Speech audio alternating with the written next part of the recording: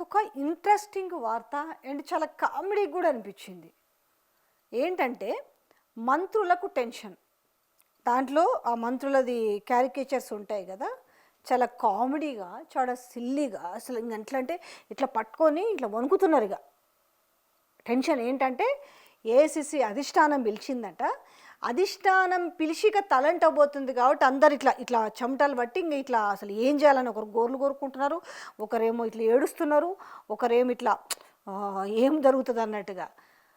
గతంలో ఆంధ్రజ్యోతి పత్రికలో కూడా ఒక వార్త వచ్చింది, మంత్రులకు తలంటిన రేవంత్ రెడ్డి. సో ఇక్కడ ఏంటంటే ఇక్కడ ఏఐసిసి నుంచి ఇంకా వీళ్ళకి తలంటబోతున్నారన్నట్టుగా ఈ వార్త ఒకటి దర్శనం ఇచ్చింది. ఏంటంటే ఇది రేపు హస్తినలో సీఎం, పిసిసి చీఫ్, మినిస్టర్లతో ఏఐసిసి సమావేశం, ఒక్కొక్కరితో విడిగా భేటీ కానున్న అగ్రనేతలట. నేడు ఢిల్లీకి అమాత్యులు. అధిష్టానం వద్ద ఇప్పటికే ప్రోగ్రెసివ్ రిపోర్ట్, అవినీతి ఆరోపణలు, కుటుంబ సభ్యుల జోక్యంపై ఆరా తీసే ఛాన్స్. ఏం క్లాస్ తీసుకుంటారోనని మంత్రుల్లో ఆందోళన. సో మీకు ఇదంతా కూడా దానికి సంబంధించిన ఈ మంత్రులకు సంబంధించిన ఈ క్యారికేచర్స్ వేస్తాను. ఇందులోనట మంత్రులకేనట ఇది, ఈ యొక్క క్లాసులు, ఈ తలంటే ప్రోగ్రాము మంత్రులకేనట. మరి ముఖ్యమంత్రికి మరి ఇప్పుడు ముఖ్యమంత్రి కుటుంబ సభ్యుల జోక్యము, ముఖ్యమంత్రి అన్న తమ్ముళ్ళ జోక్యము, ఇక్కడ రియల్ ఎస్టేట్ దందాలు, ఇక్కడ ఎవ్రీథింగ్ ఏది జరిగినా కూడా ఆ కుటుంబ సభ్యులకు సంబంధించిన వాళ్ళకు ఆమ్యాలు వెళ్తానే ఉన్నాయి. ఈ నుంచి మరి మీనాక్షి నటరాజన్ కేవలం మంత్రుల గురించి మాత్రమే రిపోర్ట్ ఇచ్చిందా? మరి ఇక్కడ తెలంగాణ ముఖ్యమంత్రి రేవంత్ రెడ్డి గురించి ఏమి రిపోర్ట్ అక్కడికి అందలేదా?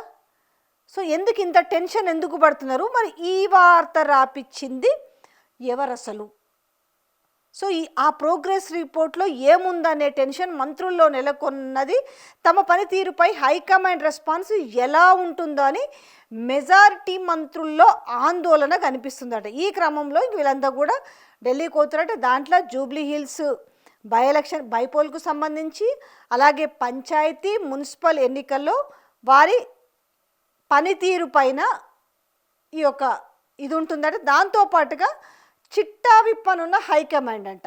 మరి ఏం చిట్టాలు ఉన్నాయి? మరి దీంట్లో మంత్రులతో పాటు సీఎం కూడా చిట్టా విప్పాలి. ఓన్లీ మంత్రులకేనా? భలే రాస్తారు. మరి ఈ మంత్రులు కూడా అట్లా నిమ్మకు నీరెత్తినట్టు ఎట్లా కూర్చుంటారో అర్థం కాదు.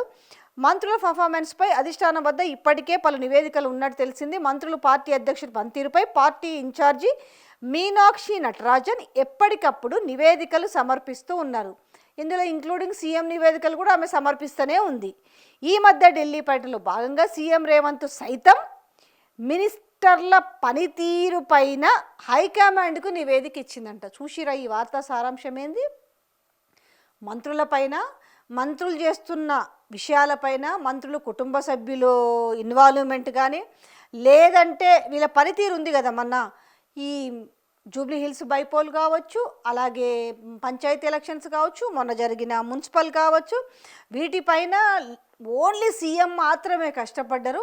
ఎక్కడ మంత్రులు కూడా ఇంట్లో ముసుగుదన్ని పడుకుర్రు తప్ప ఎక్కడ ఏమీ పని చేయలేదు. కేవలం ఈ క్రెడిట్ అంతా కూడా ముఖ్యమంత్రికే దక్కనున్నట్టు. అందుకనే మీ పనితీరు ఏమీ బాగలేదు, ఇగో మీ ప్రోగ్రెస్ రిపోర్ట్ మా దగ్గర ఉంది, మీ కథ ఇదని ఇక హైకమాండ్ తలంటబోతుందట. మరి ఎవరిచ్చిరో ఎవరు రాపిచ్చిరో ఏమో కానీ ఈయన కూడా ముఖ్యమంత్రి ఇక్కడ మీనాక్షే కాదట, మంత్రుల పనితీరు పైన, మంత్రులు చేస్తున్న వ్యవహారాలపైన, మంత్రులు చేస్తున్న దందాలపైన, కుటుంబ సభ్యుల జోక్యం. మరి ఇందులో ముఖ్యమంత్రి కుటుంబ సభ్యుల జోక్యం కూడా ఉంది కదా. వీళ్ళ పనితీరుతో పాటు, వీళ్ళ ఫెయిల్యూర్స్తో పాటు, వీళ్ళ దందాలతో పాటు, వీళ్ళ కుటుంబ సభ్యుల దందాలతో పాటు, అలాగే సేమ్ టు సేమ్ మరి ముఖ్యమంత్రి కూడా వర్తిస్తుంది కదా. ఆయన పైన ఆయన కూడా మరి రిపోర్ట్ ఇచ్చుకున్నాడా? హైకమాండ్కి ఇచ్చుకోవాలి కదా. సో ఇక్కడ ఈ వార్త సారాంశమే చెప్తున్నా. అయితే ఇక్కడ అధిష్టానం అట ఈ రెండు నివేదికలు, ఒకటి మీనాక్షి నటరాజన్ ఇచ్చిన రిపోర్టు, రెండోది ముఖ్యమంత్రి రేవంత్ రెడ్డి ఇచ్చిన రిపోర్ట్ను రెండు కలిపి జత చేసి తెచ్చుకురు కదా, వాళ్ళు తెప్పించుకురు కదా. ఇక వాటన్నిటిని ఆల్రెడీ స్టడీ చేసేసిరట ఏఎస్ నేతలు. ఇక వీళ్ళు వచ్చిన తర్వాత ఒక్కొక్కరిగా అంటే ముద్దాయిల్ని విచారించినట్టుగానట ఒక అవగాహనకు ఆల్రెడీ వచ్చిరు కదా దాంట్లో ఏమేమి ఉన్నాయి అనేది.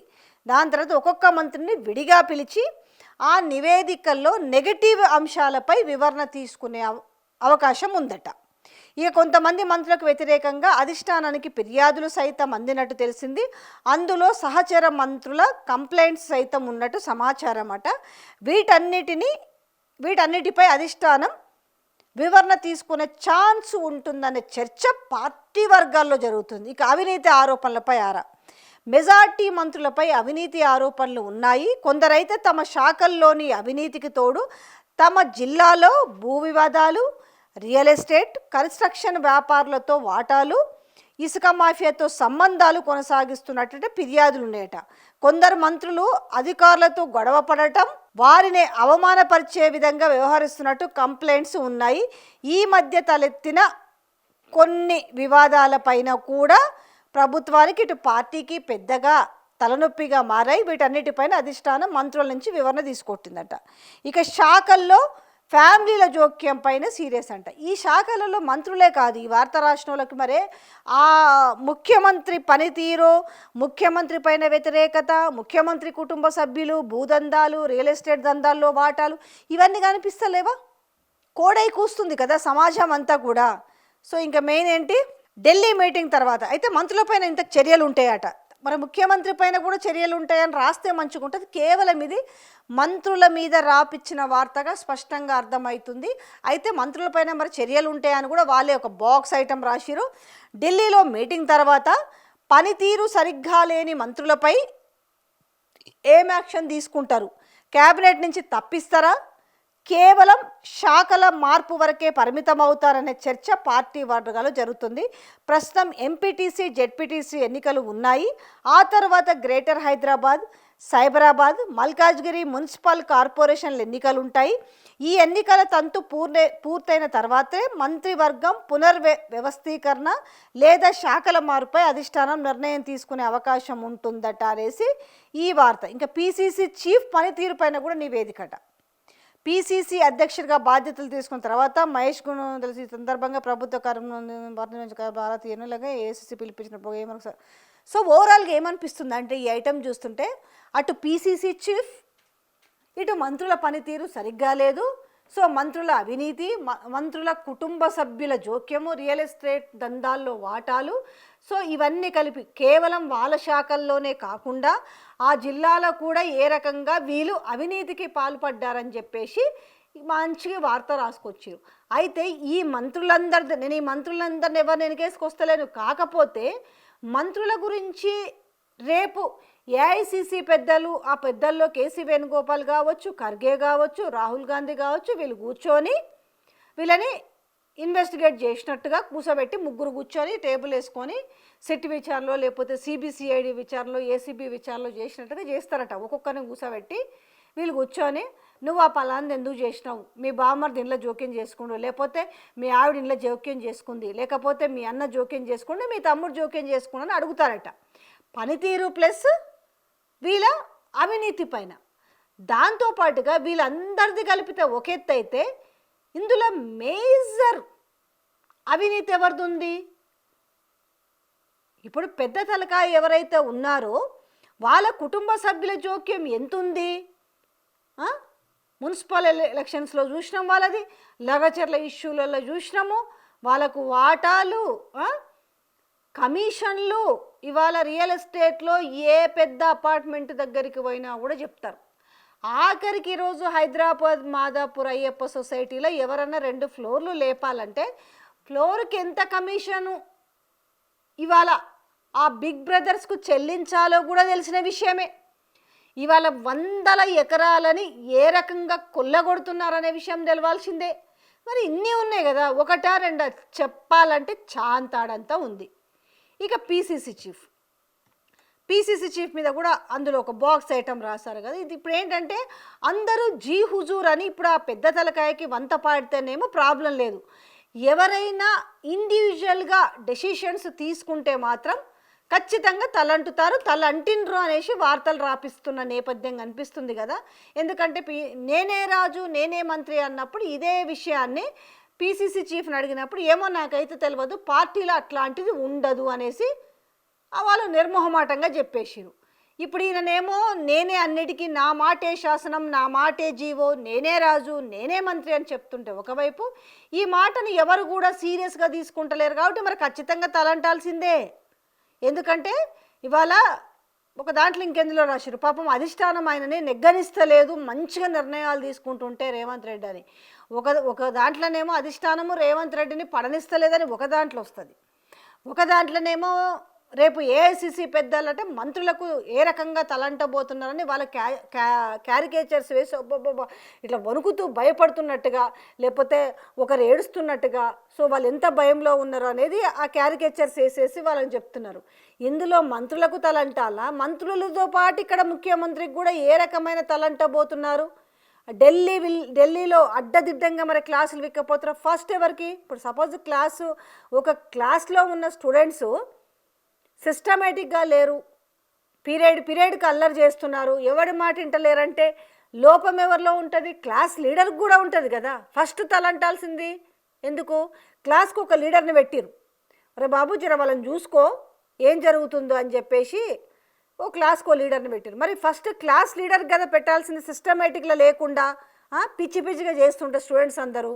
క్లాస్ లీడర్కి ఎంత బాధ్యత ఉందో మరి రాష్ట్రానికి ముఖ్యమంత్రి ఆ పార్టీకి ఇప్పుడు దిక్సూచిలాగా చెప్పుకుంటున్నాడు. పొట్టోడైనా గట్టోడు అనేసి వార్తలు రాపిస్తున్న నేపథ్యంలో ఒకే ఒక్కడు అని చెప్పేసి ఘోరంగా మోస్తూ వార్తలు రాపిస్తున్న నేపథ్యంలో మరి బాధ్యతకి ఈయనకు లేదా?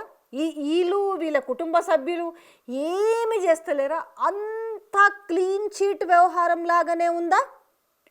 ఫస్ట్ క్లాస్లో ఎవరికి ఘోరంగా లెఫ్ట్ రైట్ తలంటేది ఎవరికి తలంటాలే, మీనాక్షి నటరాజన్ కానీ, లేకపోతే ఇటు మల్లికార్జున ఖర్గే కానీ, లేకపోతే కేసీ వేణుగోపాల్ కానీ, లేకపోతే రాహుల్ గాంధీ కానీ. ఇక్కడ మాట్లాడుతున్న మాటలకు, ఇక్కడ వాడుతున్న భాషకు, ఇక్కడ జరుగుతున్న విధానానికి ఈరోజు మున్సిపల్ ఎలక్షన్స్లో తిప్పలు పడి కొట్లాడడు, లొల్లులు, అరెస్టులు, ఇంత ఘోరంగా అంతా చాలా తెనగాల్లో ఒక్కడై అసలు ఎన్నడూ చరిత్ర లేని విధంగా ఇక్కడ తిరగరాస్తున్నారు.